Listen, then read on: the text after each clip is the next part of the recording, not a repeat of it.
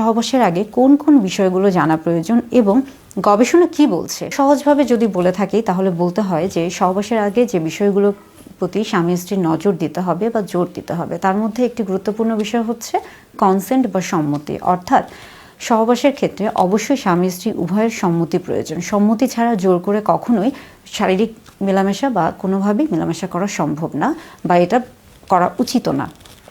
অর্থাৎ সহবাসের আগে কনসেন্টকে অবশ্যই গুরুত্ব দিতে হবে।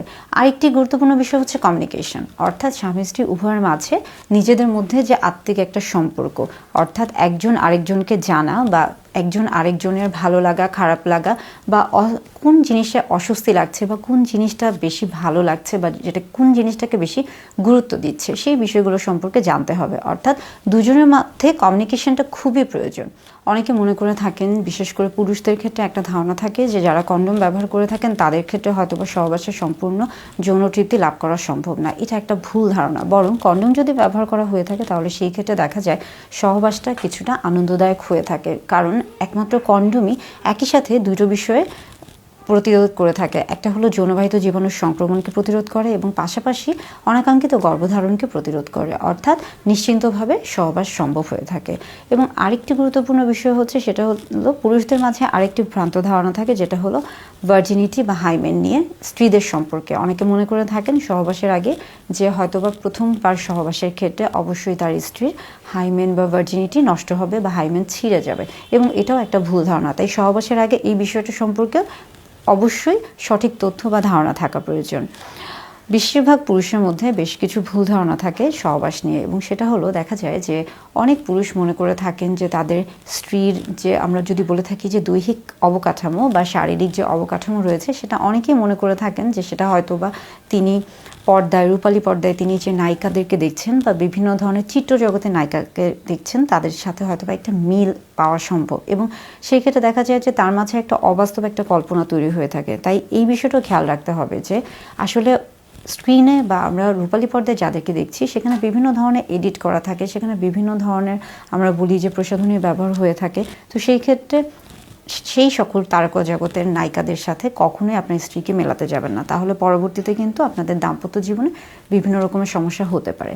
আরেকটা গুরুত্বপূর্ণ বিষয় হচ্ছে যে নিজেদের শরীর সম্পর্কে জানা। ধরুন সহবাসের আগে অবশ্যই স্বামী স্ত্রী বা সঙ্গীদেরকে নিজের শরীর সম্পর্কে জানতে হবে যে আসলে তিনি বা তার যে সঙ্গী হতে যাচ্ছেন তিনি যৌনবাহিত জীবাণু দ্বারা আক্রান্ত কিনা বা ইতিমধ্যেই তিনি যৌনবাহিত রোগে আক্রান্ত কিনা। কারণ যদি এমন কোনো রোগে তিনি আক্রান্ত হয়ে থাকেন এবং আপনি যদি সেই ক্ষেত্রে কন্ডোম ছাড়া অর্থাৎ কোনো প্রোটেকশন ছাড়া নিরাপত্তা ছাড়া তার সাথে ঝুঁকিপূর্ণ সহবাসে লিপ্ত হয়ে থাকেন, সেই ক্ষেত্রে কিন্তু আপনিও বিভিন্ন ধরনের যৌনবাহিত রোগে আক্রান্ত হয়ে পড়বেন। সেই ক্ষেত্রে দুজনের জন্যই সেটা কিন্তু সমস্যাদায়ক হয়ে থাকবে। অর্থাৎ সহবাসের আগে এই ছোট ছোট প্রত্যেকটি বিষয়কে গুরুত্ব দিতে হবে।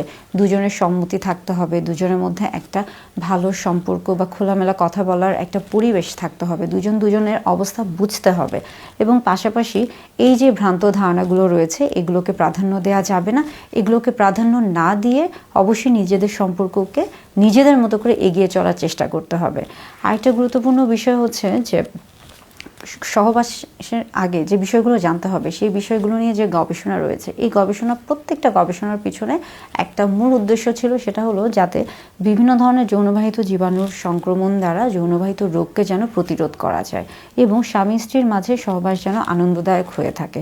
বিশেষ করে যে ভ্রান্ত ধারণাগুলো রয়েছে, যে কুসংস্কারগুলো রয়েছে, এবং একটা গুরুত্বপূর্ণ কুসংস্কার হচ্ছে কন্ডোমের যে বিষয়টা থাকে সেটা, এবং আরেকটা গুরুত্বপূর্ণ বিষয় হচ্ছে হাইমেন বা ভার্জিনিটি যে বিষয়টা থাকে। তাই এই প্রত্যেকটা বিষয় সম্পর্কে সহবাসের আগে প্রত্যেকের অবশ্যই সঠিক ধারণা থাকা প্রয়োজন। অনেক সময় দেখা যায় যে বিশেষ করে যারা প্রথমবার সহবাসে যাচ্ছেন তাদের ক্ষেত্রে কিশোর কিশোরী বা যারা প্রাপ্তবয়স্ক তাদের ক্ষেত্রে যখন দেখা যায় যে প্রথমবার সহবাসের ক্ষেত্রে তাদের ক্ষেত্রে অনেক সময় তারা অন্যরকম একটা অস্বস্তিকর অনুভূতি ফিল করে থাকেন বা অনুভব করে থাকেন। সেই ক্ষেত্রে তখন তাদেরকে বলা হয়ে থাকে যে এরকম যদি অবস্থা তৈরি হয়ে থাকে তাহলে অবশ্যই কিছুটা সময় নিতে হবে, প্রয়োজনে সেই ক্ষেত্রে হয়তোবা ওই মুহূর্তে যদি সহবাস সম্ভব না হয়ে থাকে তাহলে কিছুটা সময় অপেক্ষা করতে হবে, এবং পরবর্তীতে যাতে সহজ হয় স্বামী স্ত্রীর কীভাবে সেটা সহজ হয় দুজন মিলে আলোচনার মাধ্যমে সেই বিষয়গুলোকে সহজ করার চেষ্টা করতে হবে। অর্থাৎ সহবাসের আগে অনেকগুলো বিষয় রয়েছে যে বিষয়গুলোকে গুরুত্ব দিতে হয়। প্রত্যেকের উচিত দাম্পত্য জীবনে এই বিষয়গুলোকে গুরুত্ব দেওয়া। তাহলে একটি সম্পর্ক খুব সহজ হবে, সুন্দর হবে এবং সেই বিবাহিক সম্পর্কে যে সেক্সটা হবে সেটা অবশ্যই খুবই আনন্দদায়ক হবে।